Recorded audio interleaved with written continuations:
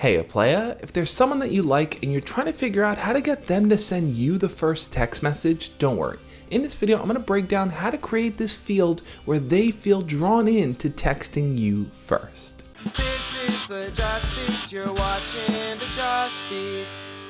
For those of you that are new here, my name is Josh, and every single week I make videos sharing tips, ideas, and stories teaching you how to be your best self. So if you want to learn and grow, hit the subscribe button and make sure to click on the notification bell. One thing I always recommend doing is if you like someone, you should be the one initiating the conversation with them. I think you'll have a much higher chance of actually getting them to interact with you and respond to you, but there are times where you want them to make the first move. So what can you do to kind of get them in that state of mind? Well, when it comes to messaging someone for the first time, what you're going to need to generate there is some level of interest. They need a reason to want to learn more about you, to want to talk to you, to want to just dive deeper into who you are as a person. And that's what you're going to focus on creating. So here's how you can do that. Let's say there's someone that you talk to pretty regularly. Maybe you chat with them in the hallway, or you see them in class, or you just kind of see them around somewhere. What I think you need to start doing is having conversations with them where you're telling them a story and you're giving them a cliffhanger ending. Cliffhanger ending? How exactly does that relate here? Well, think about when you're watching a TV show and suddenly at the end of that episode, a character dies or they discover something new and you're so inclined to figure out what it is. You'll watch that next episode because you're going in wanting to figure out that mystery.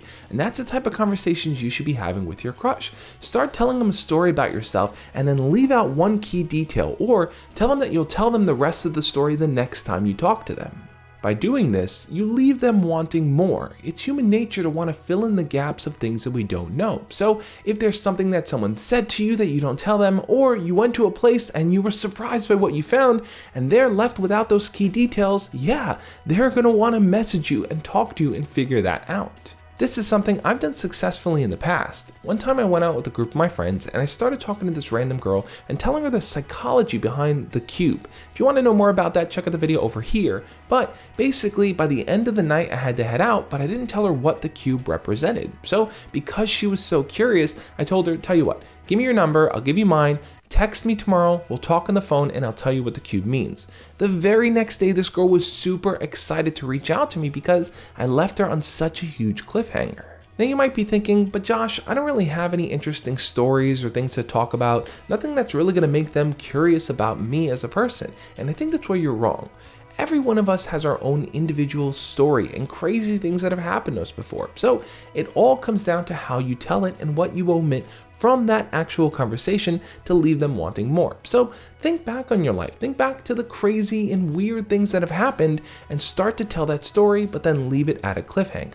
Tying into the cliffhanger piece, you may also want to set up a conversation prompt for them. Now, the way to do this is to start off by making some kind of plans with them, giving them your number and telling them to reach out to you so you guys can finalize the details. This could be as simple as, hey, this new movie's coming out, I really want to go check it out, I know you want to go see it, here's my number, let's figure out a day to go. Or, hey, I'm trying to get a group of people together to just go hang out in the park. Here's my number, text me when you're free and I'll invite you along with us. By doing that, you're prompting them to start the conversation with you. Now, it's up to you to keep the conversation going once they message you first. You may want to talk about what your plans were, but then segue into learning more about them and asking more questions. That's the only way that conversation is going to survive, because if you only leave it on the plans that you made with them, it's going to fall flat and die. But let's say you never talk to them in person, but you still want them to text you first to start the conversation. How do you do that? Well, I think a big part of it's going to come down to you being super interactive with the content that they post and share with the world. You can learn a lot about a person simply by seeing what they post on Instagram or what their stories are like on Snapchat. The key here is to be seen enough by them to give them reason to remember you and to want to start talking to you first. Try to leave comments on their pictures that are open-ended questions. This means asking things like, oh, that's a really cool jacket, where'd you buy it? Or, oh, that's a really awesome movie, is it worth checking out? By asking these more open-ended questions, you might actually get a response from them. And if you do it periodically enough times, there's a higher likelihood that maybe they'll DM you to talk about the thing that you asked a question about. Now you might be thinking, leaving comments and asking questions, that's a pretty low-key strategy where you're just relying on the hope that they're going to message you, which is why I think it's important for you to not play this passively. Look, if you really like this person, if you want to build something with them, if you want to talk to them, it's important for you to start that conversation. And while the tips I shared here I think are good stepping stones to help you work towards being more comfortable talking to them, ultimately what it's going to come down to is you believing in yourself.